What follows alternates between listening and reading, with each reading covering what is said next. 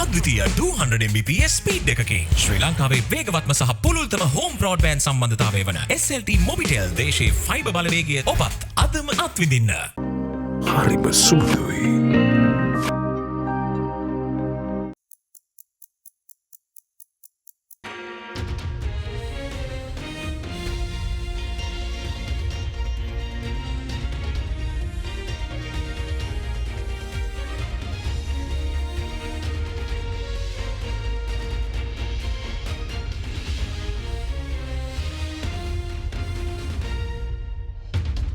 Tonight on First at 9, this Saturday the 25th of March 2023.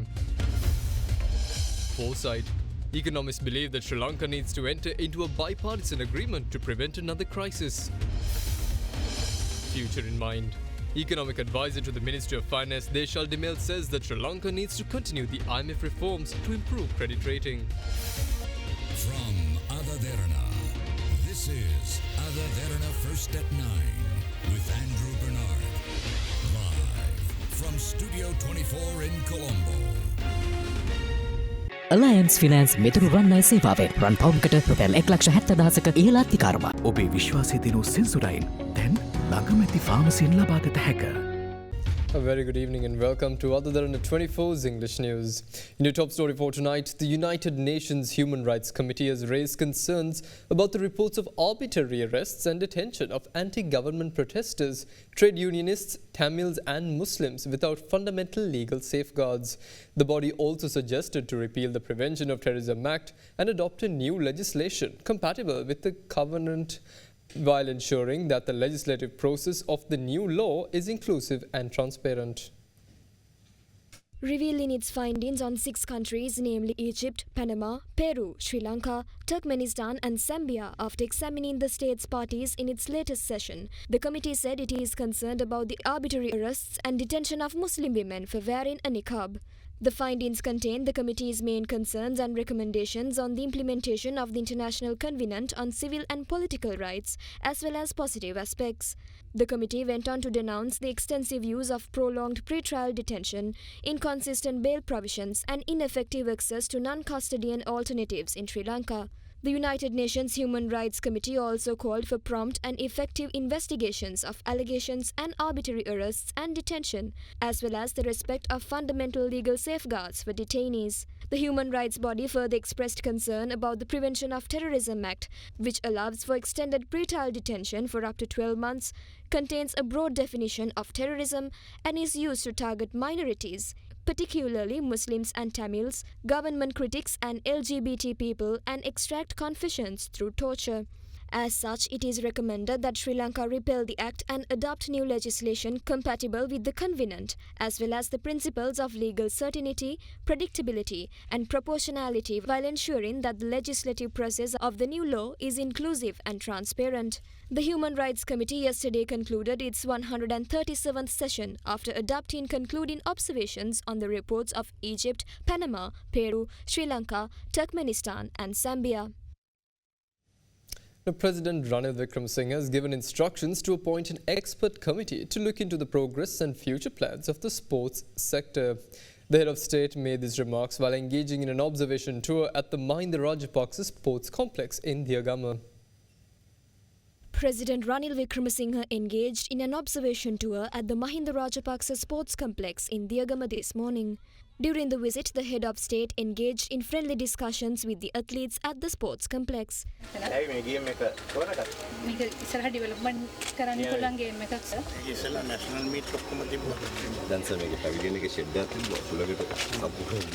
During the tour, the president has given instructions to officials to appoint an expert committee to look into the progress and future plans of sports sector in Sri Lanka. මෙහෙම ආණ්ඩුව ගෙනියන්න බෑ. ඒකයි අපි මේ තත්ත්වයට වැටලා තියෙන්නේ. සතයක් වියදම් කරන්නේ සතේට වක් කියන්න. දැන් ඉස්සෙල්ලා තියෙන්නේ මේ තියෙන යටිතල පහසුකම් කොහොමද ආපහු දියුණු කරන්නේ. ඒකට ප්ලෑන් එකක් ඕනේ. ප්‍රමුඛත්වයේ අනුව මෙතන තියෙනවා ප්‍රැක්ටිස් ට්‍රැක් එකක්. ඒක ඉස් කරන්න ඕනේ. ඊළඟට ස්විමින් පූල් එක තියෙනවා, ඉන්ඩෝර් ස්ටේඩියම් එක තියෙනවා, ක්‍රිකට් ග්‍රවුන්ඩ් එක තියෙනවා, සොකර් ඇන්ඩ් රගර් ග්‍රවුන්ඩ් තියෙනවා. බේස්බෝල් ග්‍රවුන්ඩ්ස් තියෙනවා, ඉන්ඩෝර් ස්ටේඩියම් එක තියෙනවා. දැන් ඉස්සෙල්ලා කොහොමද මේක දියුණු කරන්නේ? මොකද්ද කොස්ට් එක? විශ්වවිද්‍යාලය හදන්න ඉස්සෙල්ලා මේ යටිතල පහසුකම් හදන්න. මම බැලුවේ හොඳම අය ඉන්නවා නම් ඕනෑම ගේම් එකකට best 100 primary එකෙන් 6 නැත්නම් 7 වලින් අරගෙන ඒ කොබතුමාට වැඩ ගන්න ඒගොල්ලෝ ගෙනියන්නේ. ඒකට අපිට ඒ ගෙවන්න වෙයි යාගේ හොස්ටල් ඔක්කොමට. එකතු වෙලා කොහොමද මේ තරුණ අය මේ ඔක්කොම අරගෙන අවුරුදු 10 ඉඳන් හැමෝටම අපි කොහොමද මේක උඩහට ගෙනියන්නේ කියලා. එක කෑල්ලක් පාසලක් නැත්නම් ඇකඩමියා. දෙවනි කෑල්ල විශ්වවිද්‍යාලය. ඉතින් විශ්වවිද්‍යාලයක් ඇරෙට අපිට ඩිප්ලෝමා දෙන්න පුළුවන්. ඒත් ඇසෝසියේට් ඩිග්‍රී එකෙන් ඩිප්ලෝමා එකෙන් පුළුවන් යන්න ෆයිනල් ඩිග්‍රී එකට යන්න. ඒත් මෙතන තියෙන්නේ බේස් එකයි මේකයි දෙකම ගන්න. ඒ 10 ඉඳන් කට්ටිය ගේන විදිහට හදමු. ආරම්භකීට හොඳ ගුරුවරු දාන්න. ඒ අයට දෙන කෑම උනාද ඔක්කොම කියලා අපි යන්න ඕනේ. මේ ගේම් එක කරනවා නම් දිනන්න යන්න ඕනේ. නැත්නම් මේ ඔක්කොම පහලා යන්න ඕනේ. බලන්න ඕනේ දැන් නෙමෙයි. අවුරුදු 15ක් වෙනකොට 10න් 15න් අපිට ඉස්සෙල්ලා යන්නේ සවුත් ඒෂියා. දැන් ඒෂියන් ස්ටෑන්ඩඩ්ස්. ක්‍රිකට් එකේ ඔක්කොම කෙලින්ම යන්න පුළුවන්. ඉතින් අපි එතෙන්ට යන්න. අපේ තියෙන ප්‍රොඩියුස් කරන්න. ප්‍රොඩියුස් කරන්නේ නැතුව මොකුත් කරන්න බෑනේ. Now, senior economist at the Colombo University, Dr. Priyanka Dunasinghe believes that it is time that the Sri Lankan government enters into a bipartisan agreement, just like India did in 1991, to ensure that the same economic program is continued throughout, despite the political party that comes into power. He emphasized that this would be the only way that the country would be able to capitalize on the IMF program and ensure that it would not need to rely on any other organization or country for aid, and to prevent the island from spiraling into another crisis just like the same in the future. We can identify the importance of IMF fund facility under 4 main categories or 4 main areas. Number one, with this fund facility, Sri Lanka is able to be a credit-worthy country again. In particular, this gaining that is important in the context where, as we know, most activities related to imports, exports and other private sector activities were affected with the declaration of the default status in April 2022. With the IMF agreement, Sri Lanka again is able to basically engage in international business activities and other transactions, including obtaining loan facilities. Second, Sri Lanka received 2.9 billion worth of credit. In addition to that, it is expected that this allows us to borrow from World Bank, ADB and other multilateral and bilateral sources in order to bridge the financial gaps in the short run in order to facilitate importation activities as well as basically lower the inflation, interest rates and facilitate domestic economic activities, basically to allow economic activities to expand. Third and most important thing, as I see, is the economic program, the economic reform program that Sri Lanka could carry out with the assistance of IMF. In particular, as we know, most of the proposals made in the IMF economic policy framework relates with some of the measures that Sri Lanka must take in order to address the root causes of the current economic crisis. As we know that Sri Lanka continued borrowing heavily due to the budget deficit, and government of Sri Lanka had a higher public expenditure due to loss-making entities and revenue position. Sri Lanka had a relative to GDP. Sri Lanka, the tax revenue counts around 8.5 to 9% of GDP. Certainly, Sri Lanka has to increase this to say 15 to 16% over the time. These are some of the actually the proposed policy reforms that Sri Lanka should have taken earlier. And if taken and continued it in such a policy framework, Sri Lanka would have avoided this economic crisis. Now, in order to carry out the economic policy reform program under the IMF facility, I think it is required that the government receive support from all the political parties as well as trade unions and the general public. We need to make sure that we will not get into a similar crisis in future. As India did in 1991, India was able to basically have a bipartisan agreement on main economic policy framework where the successive government continued the policy reform package and made sure that competitive and business friendly environment prevail regardless of which party in power. So I think this is time time for even Sri Lanka to have a bipartisan consensus on the major economic policy reforms and continue so as to make sure that we will not get into another crisis and seek assistance from either from the IMF or from any other country. The newly appointed 27th President of the Bar Association of Sri Lanka, Senior Attorney at Law, Kaushalya Navaratne, began his tenure as the President for the BSL for the year 2023 and 2024 today. During the 49th convocation of the new BSL President, the former President of the Bar Association, President's Council, Sali Piris, pointed out that the BSL had been able to uphold the rights of the people and the legislature during the past year, and establish a strong and united bar in the process as well.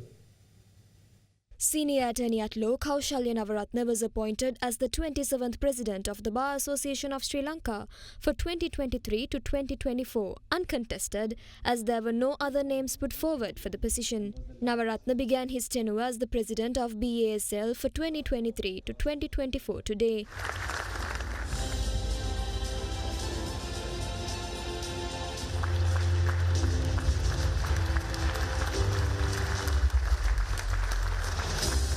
Meanwhile, the election to appoint the 13 members of the Executive Committee of the Bar Association took place at the Bandaranayake Memorial International Conference Hall this morning. Together, we have been able to ensure that the rights of the people were secured, that the rule of law was secured, and together we have been able to ensure, to fight for the independence of the judiciary. I myself have found strength in your support, and together we have been able to establish a strong and a united bar, and to be an active voice, and a voice which has been regarded by the community. And I do wish that in the future too, I'm sure that the Bar Association will continue to remain a voice for the rule of law, for the independence of the judiciary, and for the rights of the people of this country, while securing the welfare and social activities of the bar. The Supreme Court summoned the Inspector General of Police, C.D. Vikramaratne, before the court to appear on the 3rd of April. IGP Vikramaratne was summoned before the court to present facts pertaining to the non-implementation of a court order issued previously ordering the IGP to present a guideline to prevent the death of suspects in police custody. The order summoning the IGP before the court was issued yesterday by a three-judge bench of judges with the Supreme Court comprising of Justices S. Tuagiraja, M.D. Nawaz and Achala Vanigapolli. On the 5th of February, the Supreme Court ordered the IGP to present a guideline on the prevention of the shooting of suspects who are in police custody when taken for various investigations.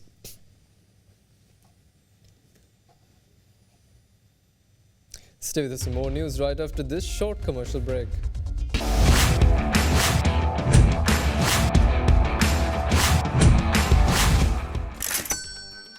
ගොඩමඩ පෙරලි කරන බලපුළුවන්කාරයා මහින්ද්‍රා යුවෝ ටීමෝ වෙතින්. Apico Super Center, Arudu Super Shopper. Amazing 50% discounts. Shop for 7,500 rupees or more with an Apico Privilege card, including 5 nominated brands. Let's go! Apico Super Center.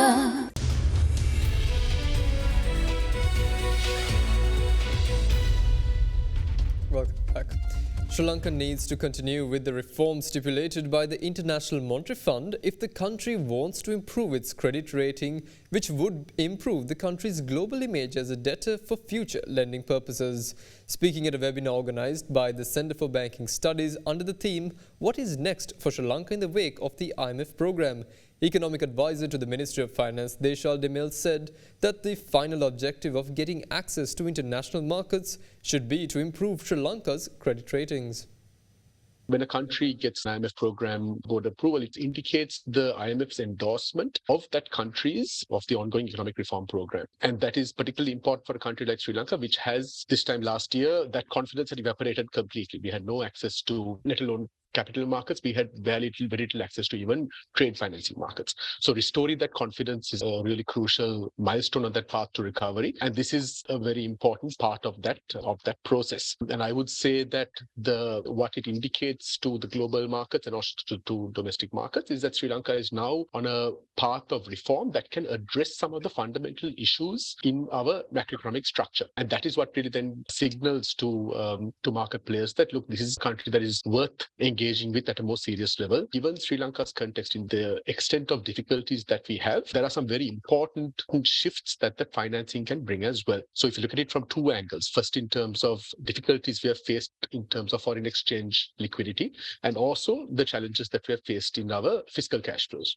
What is possibly maybe less understood is also the implication that this has for fiscal cash flows. Now, again, since early 2020, Sri Lanka has not had access to any kind of foreign financing of the budget.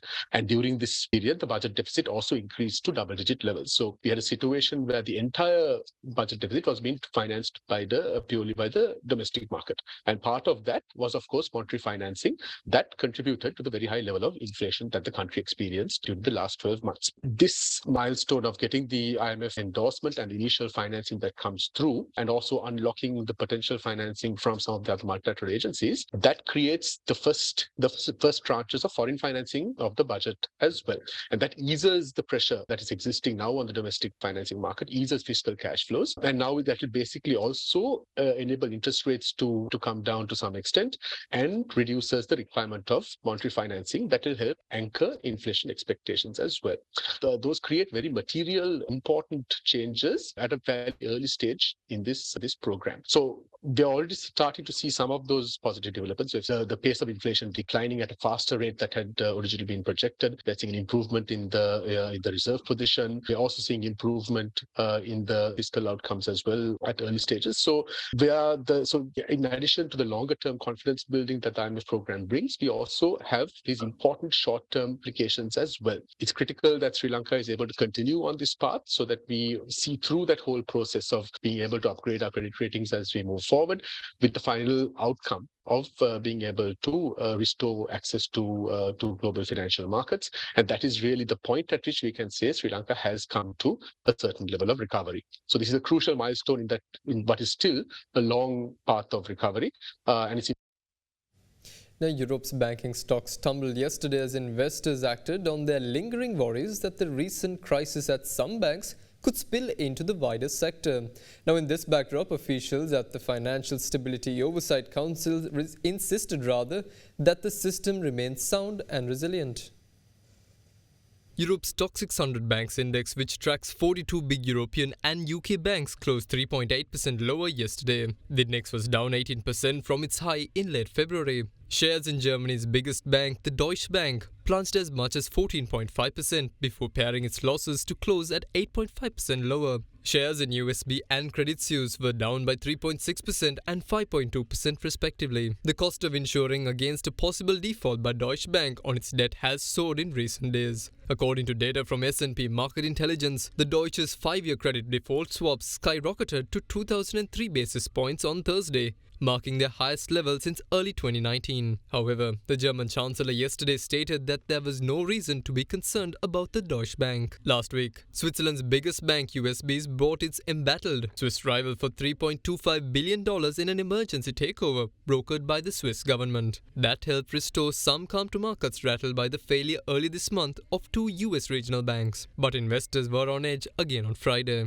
With that being the case, regulators again assured the public that the banking system is safe, as fresh data showed customers recently pulled nearly $100 billion in deposits. Treasury Secretary Janet Yellen, Federal Reserve Chairman Jerome Powell, and more than a dozen other officials convened a special closed meeting of the Financial Stability Oversight Council yesterday. A readout from yesterday's session indicated that the New York Fed staff member briefed the group on market developments. The statement said that the US banking system remains sound and resilient. The readout showed that bank customers collectively pulled out $98.4 billion from accounts for the week ended on the 15th of March. The withdrawals brought total deposits down to just $17.5 trillion and represented about 0.6% of the total.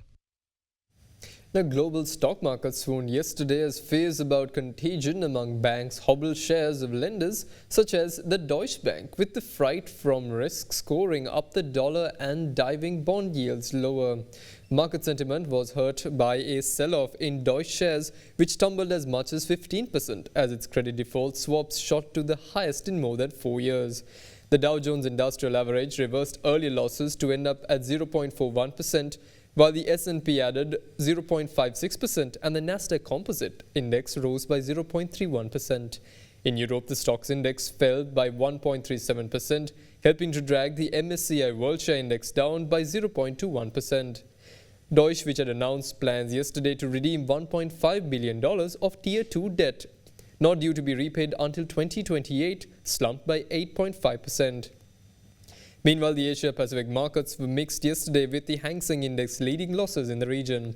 In mainland China, the Shanghai Composite closed 0.64% down, while the Shenzhen Composite was up by 0.25%. South Korea's Kospi fell 0.39%, but the Kosdaq traded 1.4% higher to end at 824.11 points.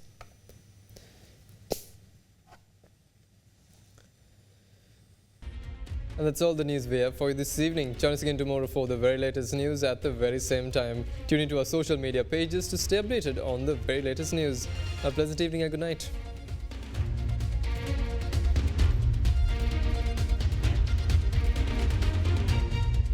For news and information you can trust 24 hours a day, visit AdaDerana.lk.